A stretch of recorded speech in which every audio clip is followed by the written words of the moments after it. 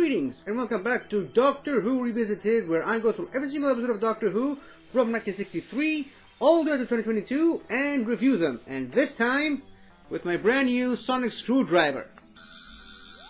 Yeah, you probably have already seen it by now on The Greatest Show in the Galaxy, another show that I do dressed like this, but that is not really the topic of today's show, because today I'm here to start off Season 5 of Doctor Who with the debut serial, I should say, Tomb of the Cybermen. And finally, it's not another missing episode. We've moved on from the tragedy that was Season 4, where literally every single serial had at least one of its parts missing. Same cannot be said about most of the episodes in Season 5, because, well, at least we were spared by way of having all 4 episodes of the Tomb of the Cybermen still intact, that they still exist now. This wasn't always the case, obviously. This episode was missing for a long time, for a lot of years, but thankfully all 4 parts were eventually found and recovered and brought back to our viewing pleasure. And thankfully, even more so for me, because all 3 times that I've watched this serial in particular, I have watched the full thing in its entirety. I never once had to deal with the missing episode reconstruction, and for that, I thank you. Be that as it may, having seen this episode 3 times already, why, BBC, why would you even throw this episode away? This episode's great! I love Tomb of the Cybermen. It's one of my favorite Cybermen stories. In fact, one of my favorite Second Doctor stories. I mean, it's like an Indiana Jones / Tomb Raider adventure in the future, on another planet. Like, what's not to like? Why would you throw this away? Anyways, that's beside the point. I like the reintroduction of Victoria. First of all, this, like I said, this is a season opener. You gotta reintroduce the characters and show what they've been up to since the explosive finale to last season with the evil of the Daleks, with the Dalek city burning and crashing and being destroyed. Potentially the Dalek Emperor is dead, and speaking of death, Victoria's father is now perished, and now Victoria needs to find her new place in the universe alongside the Second Doctor and Jamie. And I love how they open the scenes with them by just having the TARDIS doors open and letting the audience into the TARDIS, which I believe it was a slightly newer version of the TARDIS, a slightly minutely altered version of the Second Doctor's TARDIS. I could be wrong about this, but, I mean, it is definitely a possibility. But literally, you start the episode walking us through the doors of the TARDIS, almost like we're rediscovering it for the first time alongside Victoria, who is discovering the TARDIS for the first time. And I love how the Doctor and Jamie sort of take her, metaphorically I should say, by the hand and show her the ropes, show her the reins, show her what's there to find about the TARDIS. And Jamie, who's used to be on the receiving end of explanations because of his inability to understand these futuristic sci-fi concepts, he's now in the explaining chair. Now he's really the more mature, more experienced veteran of traveling with the TARDIS, unlike Ben and Polly were for him. So it's now his job to sort of take her through this journey with them on the TARDIS, even though he's still technically 100 years before her time. So it's a bit of a weird balance and mix how this sort of happened with these 2 characters.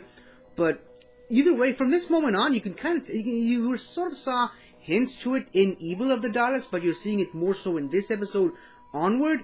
Jamie sort of took on a sort of big brother role, a older brother, a protective older brother looking after the young sister in the situation, being Victoria, sort of being very protective of his new friend.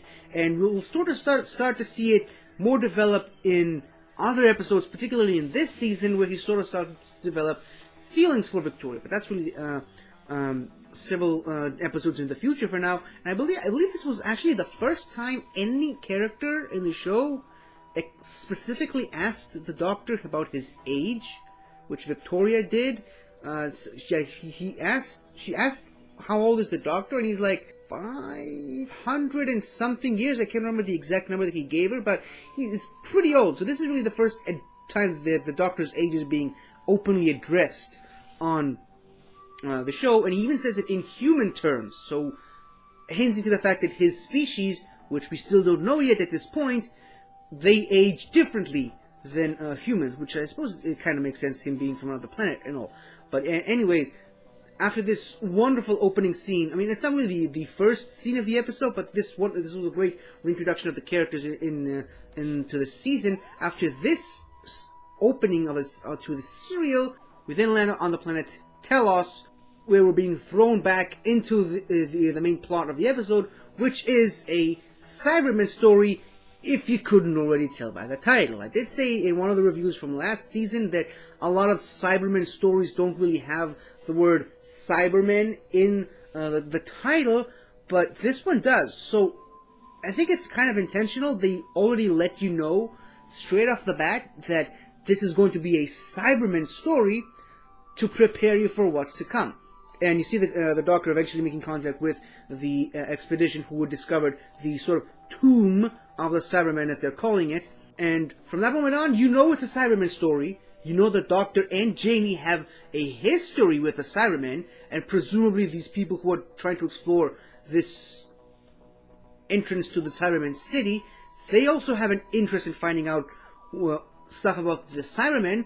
So it really just drops you gently into the ground of the story and lets you walk your way through the story. First of all, it's another one of those stories where every new discovery, someone has to die for it. Like the guy touching the door, someone else dies inside once they finally get it open. So they start with this relatively large expedition, and the people just start dropping like flies as the plot goes on.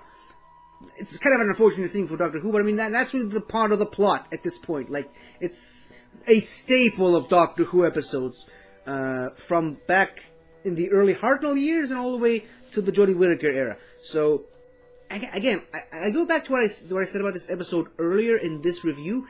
It's an Indiana Jones / Tomb Raider adventure in a futuristic setting.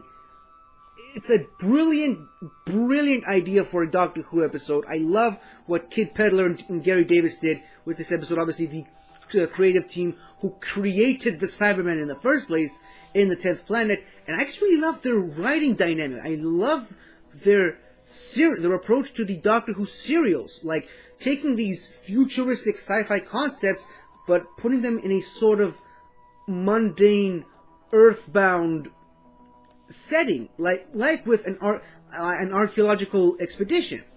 And first of all, I love how with each new room they discover more about how this hidden Cybermen city works and how it operates. And I love the Doctor's deductive reasoning in this episode, something that really started in the previous season, but it's more on full display here. Like the guy dies after seeing that Cyberman with the gun, and the Doctor deduces, like, wait a minute.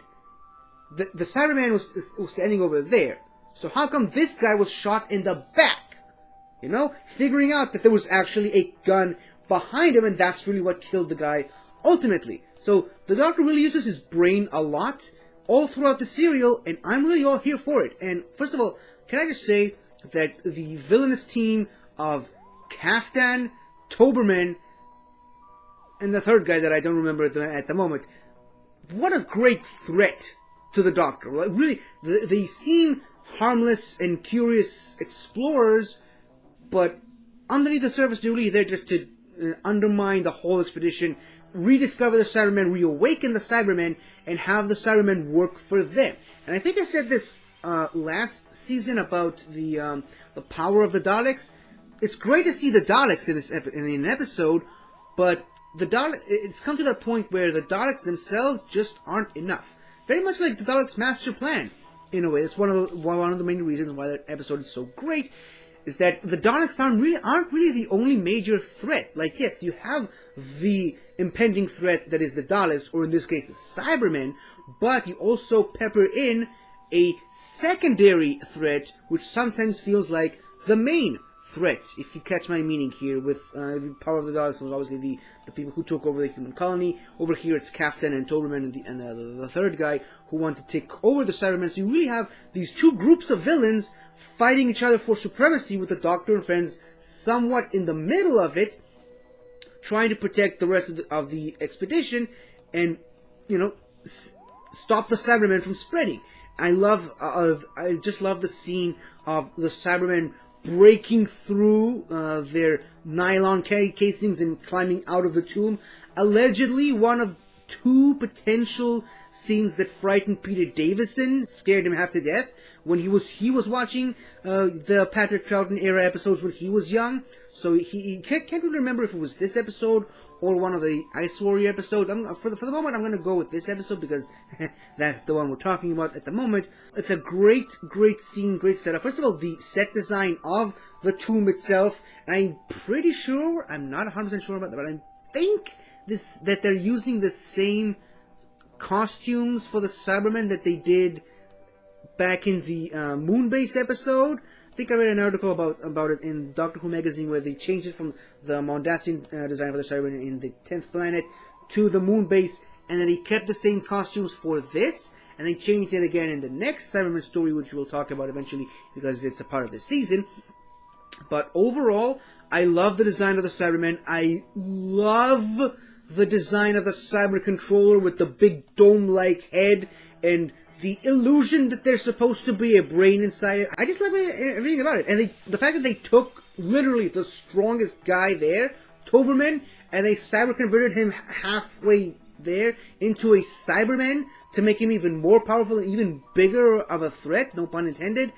I love the Cybermats. This episode introduces the Cybermats. Allegedly, the Cybermats were a nightmare to work with on set because they just couldn't get them to work properly.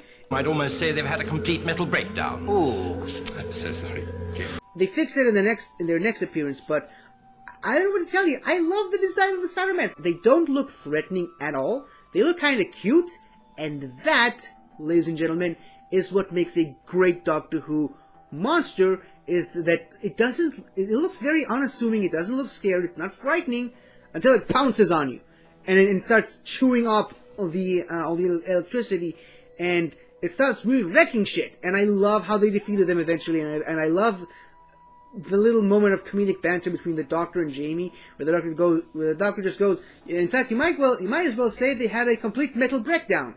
And then Jamie goes, ooh. It's like, I love the Doctor and Jamie dynamic. What can I tell you? They're one of the best Doctor and companion duos of all time, and I just love it. I'm all here for it. I'd almost say they've had a complete mental breakdown. Oh, I'm so sorry. Okay. I also love that one scene where the Doctor is just sitting down having a talk with Victoria, where he talks about his family and how he has to really force himself to remember them. It's a really touching moment, and it's a really great acting from both Deborah Watling and Patrick Troughton in that moment. It's one of those. It's again just like with inquiring about the Doctor's age. It's one of the things you don't really get to see the Doctor do a lot, especially during the William Hartnell era. It's very hard to see the Doctor opening up about his past, especially in those days when we didn't really know much about who the Doctor is comparatively to what we know today. So that one scene is really beautiful, and I love it. And that scene is over, and you almost instantly jump back into the main plot of having to guard the tomb against the Cybermen, waiting for the spaceship to be ready to fly again. I just love that the human villains in this story never let up, even though they know that what they're doing is pointless and futile to go against the Cybermen. They still persist, they still continue to try and control the Cybermen, knowing full well that it's the wrong thing to do, and yet they still continue to do it. And really, that's really the determination that I'm looking for in a good/great Doctor Who villain. And unfortunately, Toberman, who eventually was swayed to join the good guys, still unfortunately has to die to stop the Cybermen. Which, you know, it is what it is. But yeah, it's a great story. Love the sound effect of the gun. Love some of the newly established visual effects. I mean, they're not great. They're trying, but it's really the beginning of the cheesy Doctor Who visual effects that we're all familiar with from the 70s and 80s onward. So it's a great start to that. It's a great beginning to that, but you know, it's not quite there yet. Another thing that's really interesting, and I will say about this serial, is it is the only serial in the season that's actually 4 parts. Like, seriously, all the other episodes, serials, I should say, in this season are all 6-parters. This is the only one that's 4. And, you know, it's the season opener. Really weird, but you know what? Who cares? It's a great episode in my opinion, and I think the 4-part structure really worked for it. So that's really all I can say about this episode at the moment. Let me know what you think about this episode. And, yeah, Season 5, we're already off to a great start, and I think people who have already watched all the Troughton era episodes, you should probably know by now that it only goes up from here. So thank you for watching if you have, and can't wait to talk about the rest of Season 5. So goodbye for now.